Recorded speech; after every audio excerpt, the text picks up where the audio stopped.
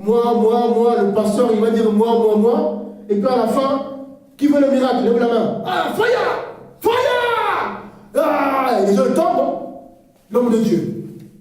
Or, c'est un marabout, c'est un sorcier qui utilise de la kabbale, un kabbaliste, voyez, qui pratique de la magie noire, rouge, blanche. Mais les gens, ils n'éprouvent pas les esprits parce qu'ils voient qu'il fait tomber les gens ou qu'il donne des prophéties. Tu t'appelles un tel, ton père est là-bas, tout ça. Il fait apparaître l'argent dans les sacs. C'est devenu le monde aujourd'hui. Hein. Voilà. J'ai besoin d'argent, t'as besoin d'argent, ouvre ton sac. 200 €. Oh, c'est le Saint-Esprit, ça. Oh, c'est un magicien. Les magiciens font pareil, ils font même plus que ça. Mais les chrétiens, ils comptent ça. Ils sont contents. Vous voyez? C'est terrible. C'est dur. Que Dieu en tout cas nous garde. Que Dieu en tout cas nous garde. On n'est pas mieux que les autres. Dieu nous a fait grâce de comprendre ces choses. Du coup, on parle pour aider les bien-aimés qui sont dedans à sortir de là, à faire confiance au Seigneur seul. Vous voyez? Ici, qu'est-ce qui est dit après? La suite. Là, il donne un conseil important à son fils dans la foi, Timothée. 2 Timothée 4, 5. Mais toi, veille en toutes choses, endure les souffrances, fais l'œuvre de l'évangéliste, rends ton service pleinement approuvé. Rends ton service, donc rends ton ministère pleinement approuvé. Important. Chacun a reçu des talents, chacun son appel, chacun sa charge. Voilà, donc celui qui ignore son appel, qui ignore la charge que Dieu lui a confiée, a des sérieux problèmes. Matthieu 25, il leur a donné des talents. Il y en a un, voilà, qui a caché son talent, il a des problèmes avec le Seigneur. Il a des sérieux problèmes. Il fut jeté dehors. Ça, Matthieu 25, le Seigneur l'a pris. Il a pris son talent, donne ton talent. Non, mais c'est Jésus, c'est Jésus qui c'est écrit. Hein. Dieu a pris son talent. Il a pris son talent.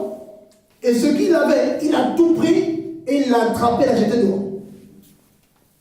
Les gens ils pensent que Jésus-Christ c'est quoi?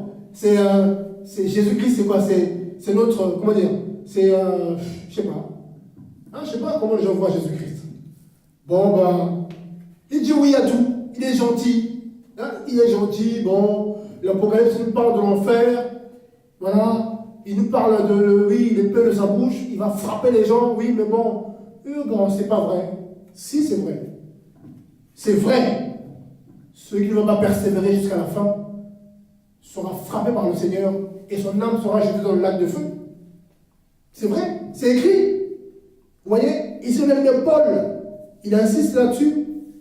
Qu'est-ce qu'il dit? Fais l'œuvre de l'évangéliste, rends ton service pleinement approuvé. Car pour moi, je m'en vais maintenant servir de libation et le temps de mon départ est proche.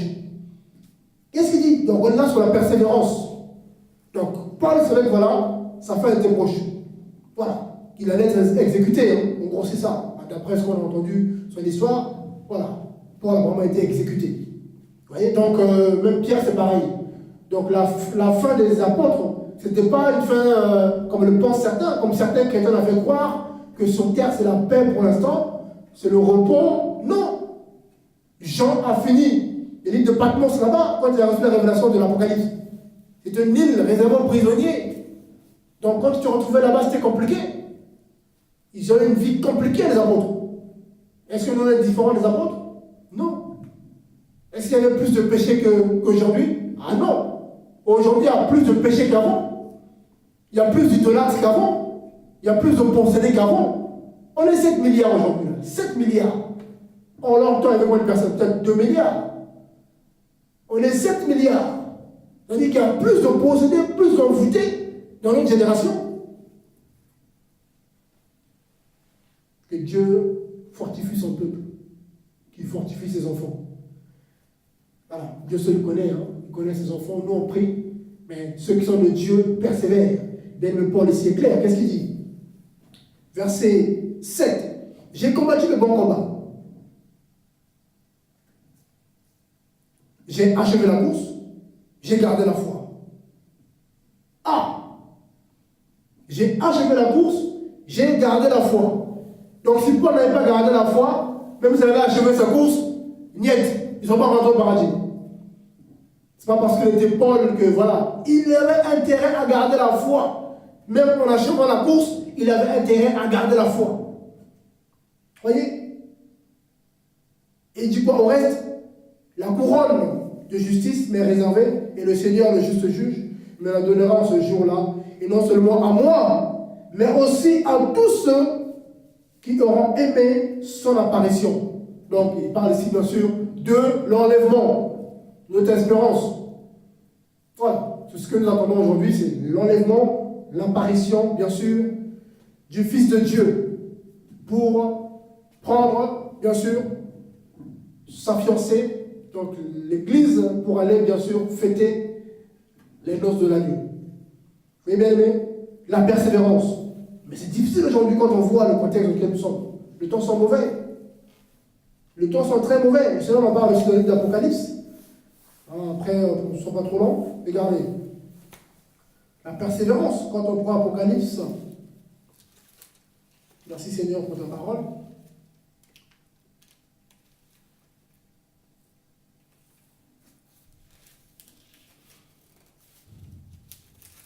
La persévérance. Quand vous prenez Apocalypse, chapitre 2, ça c'est avec l'église de Thyatire là-bas. Je vais juste prendre la fin. La fin du chapitre. Apocalypse chapitre 2, verset 26. Qu'est-ce qu'il dit le Seigneur? Et au vainqueur. Voyez?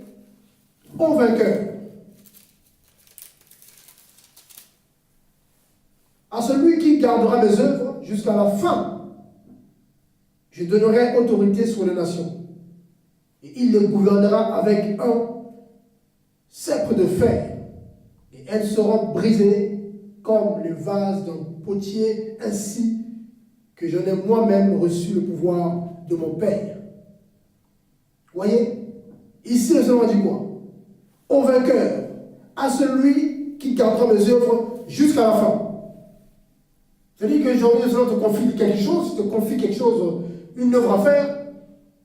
Si tu ne vas pas jusqu'à la fin, si tu ne persévères pas jusqu'à la fin, ce que tu as fait est zéro. Vous voyez? La persévérance. La persévérance. Achever la course. Gardez la foi. Vous voyez, c'est ça la persévérance. Et ce n'est pas facile. Ce n'est pas facile. Notre génération envoie plus d'âmes en enfer que les générations précédentes. Des gens vont en enfer avec leur étiquette de chrétien. Ils meurent comme ça avec son étiquette de chrétien, ils voient l'ange de la mort qui l'emporte en enfer. Il crie Jésus, Jésus.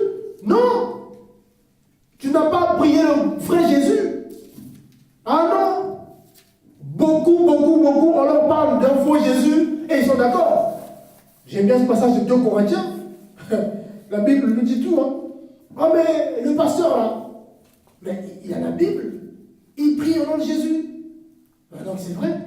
Bon, qui n'a jamais entendu ça? Ah mais c'est écrit Jésus, en plus il prêche au nom de Jésus-Christ. Ça veut dire qu'il dit la vérité. Ça veut dire qu'il est de Dieu. Ah bon? Regardons ce que Paul dit. Déjà en son temps là-bas, là, Dieu avait déjà révélé ces choses à Paul. Parce que le Seigneur savait bien sûr voilà, qu'aujourd'hui, là, il y en a qui auraient dit ça. Le Seigneur permet qu'on puisse le lire. Pour que personne ne puisse, voilà, ne puisse dire ah Seigneur, je ne savais pas. Ah oui. Seigneur. On va prendre 2 Corinthiens. On va juste prendre le passage qui nous concerne. Ne soit pas trop long. Merci Seigneur. 2 Corinthiens, on va dire à partir du verset 2 Corinthiens 11. 2 Corinthiens 11. Le bien-aimé Paul, hein, il nous parle ici d'un autre Jésus. Vous voyez? Hein, tu peux lire, hein, frère. 2 Corinthiens 11, c'est le premier verset.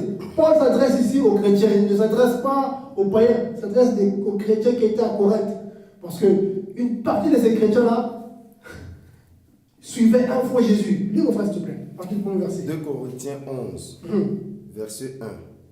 Oh, si vous pouviez supporter de ma part un peu de folie, mais vous me supportez, car je suis jaloux de vous, car je suis jaloux de vous d'une jalousie de Dieu, parce que je vous ai fiancé à un seul époux, pour vous présenter à Christ comme une vierge pure. Toutefois, de même que le serpent séduisit Ève par sa ruse, je crains que vos pensées ne se corrompent et ne se détournent de la simplicité à l'égard de Christ. Car si quelqu'un vient vous prêcher un autre Jésus que celui que nous avons prêché, ou si vous recevez un autre esprit que celui que vous avez reçu, ou un autre évangile que celui que vous avez embrassé, vous le supportez fort bien. Arrête-toi là. Le bien-aimé Paul ici s'adresse aux chrétiens. Il dit, on vous prêche à notre Jésus. Le faux Jésus qui demande l'argent. Le faux Jésus qui, le faux Jésus qui vous parle de polygamie. Le faux Jésus qui vous pousse à aimer le monde. Le faux Jésus qui vous pousse à vous attacher au monde, aux choses du monde, à l'amour du monde. Il dit quoi? Vous le supportez très bien, fort bien. Vous voyez? C'est terrible. Paul ici, il parle au chrétien, dit, verset 3, 1 Corinthiens 11. Je crains. C'est un père qui parle ici, un père de la foi. Parce que celui, grâce à Dieu, qui avait bâti l'église de Corinthe, ça c'était la deuxième lettre de Paul, au Corinthe, c'est pas la première lettre. C'est-à-dire qu'il y avait beaucoup de sérieux problèmes là-bas, dans cette église là-bas. Il y avait des chrétiens qui étaient complètement. Voilà. Ils avaient besoin d'être interpellés. Mais il dit quoi ici? Mais je crains, comme le serpent a trompé Ève par sa ruse. Vous voyez un peu la comparaison qu'il fait. Il compare cette situation à Ève. C'est terrible.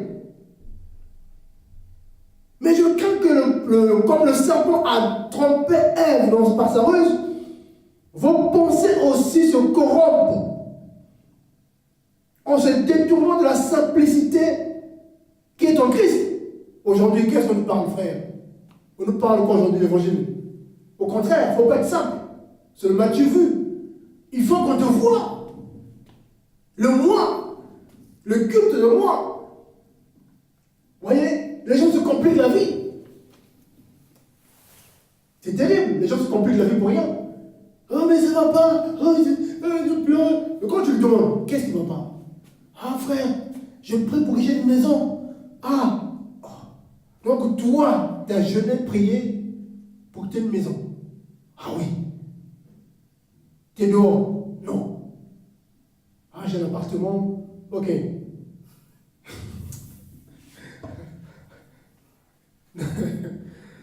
T'as un appartement? Oui. D'accord. Il y a une chambre? Oui. T'as un lit? Oui. Tu dors? Oui, bien. Tu dors bien? Oui. T'as un salon? Oui. T'as une cuisine? Oui. Tu gagnes combien? Oh, je gagne le SMIC en France ici. Oh, 1200 €. D'accord.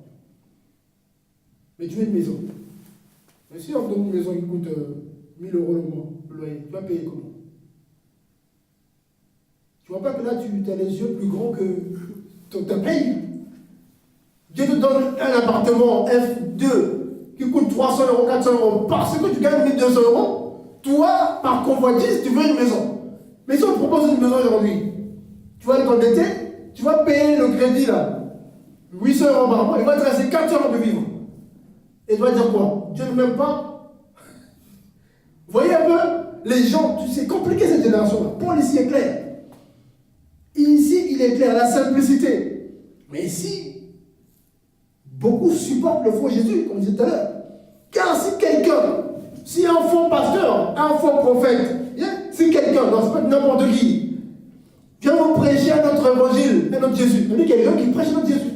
Sur Internet, il y a beaucoup de faux prédicateurs qui vous parlent de Jésus, Jésus-Christ, amen, avec la Bible.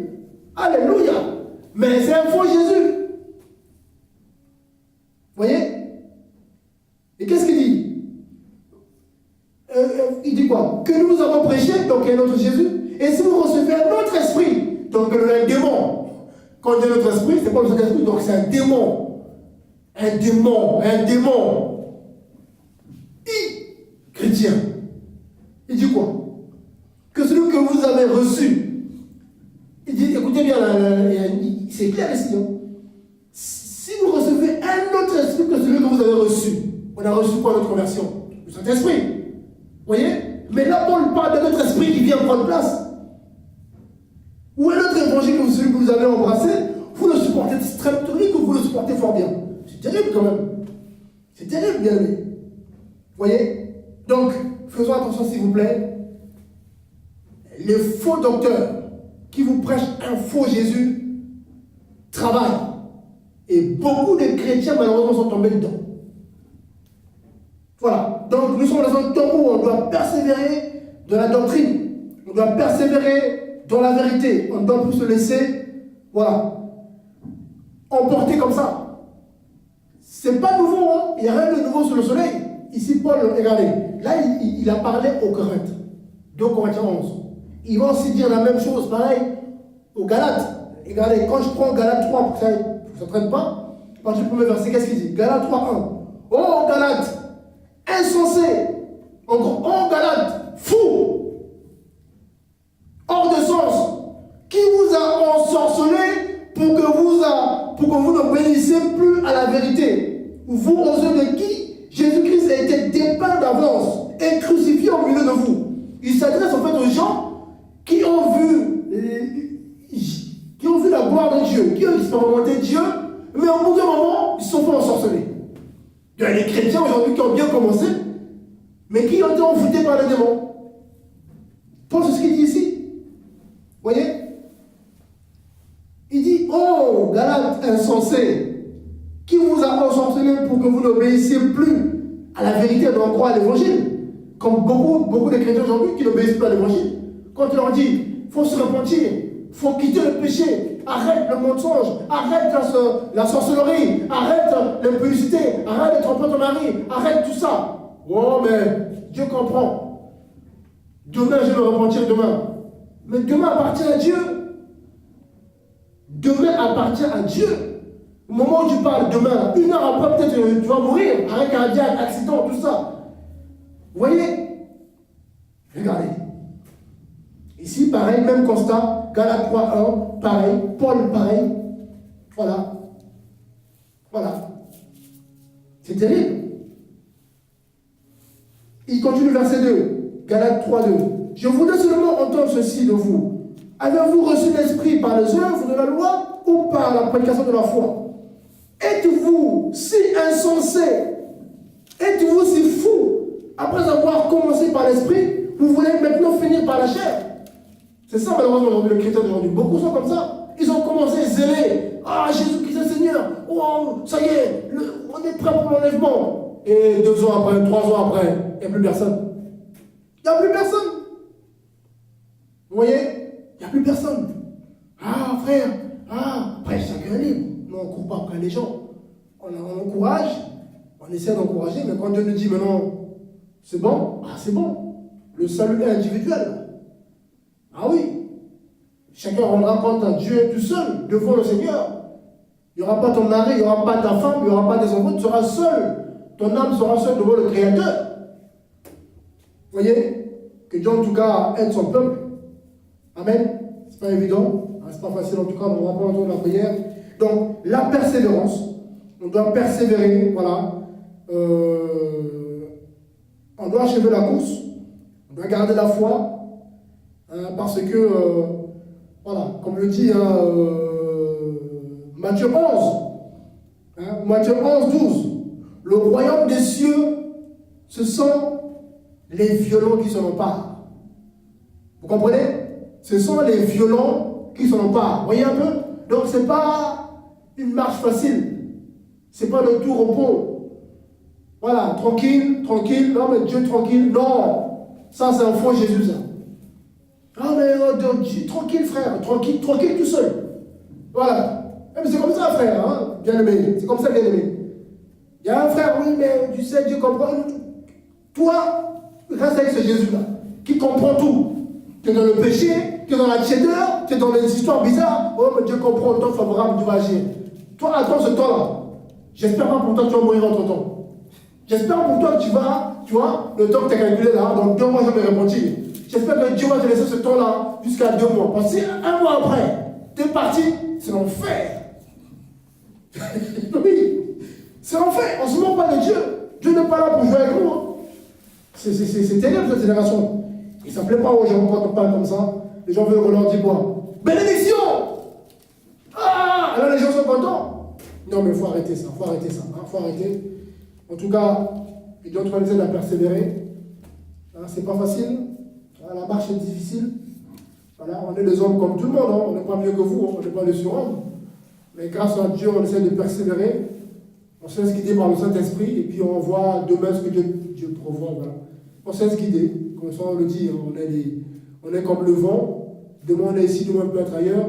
Donc j'espère que c'est le cas pour vous aussi. Que vous vous laissez guider par le Seigneur. Et non par l'esprit du monde.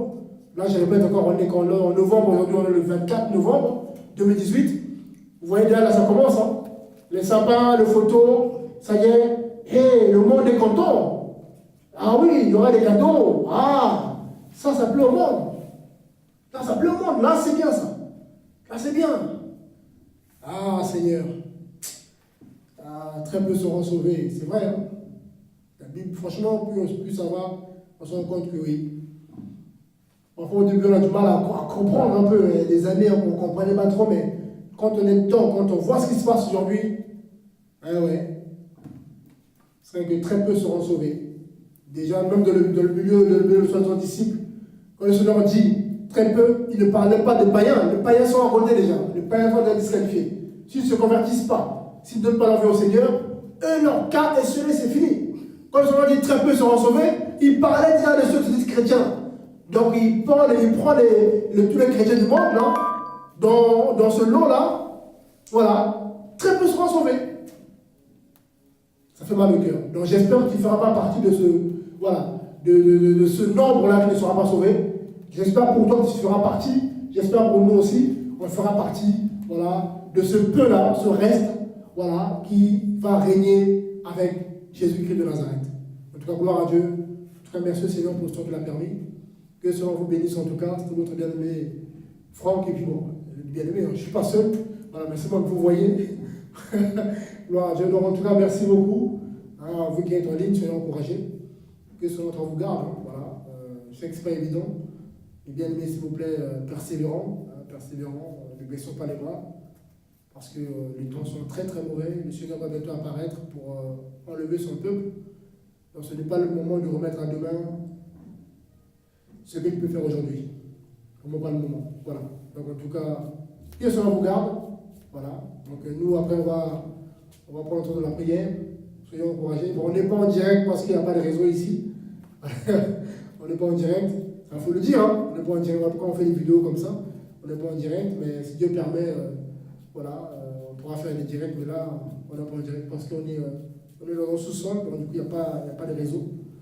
Et je sais que beaucoup aimeraient bien, voilà, des temps de direct, mais bon, si Dieu permet, on aura du matériel pour faire les directs. Amen. Que Dieu en tout cas vous garde, qui vous encourage. Au nom de Jésus-Christ. Seigneur, merci.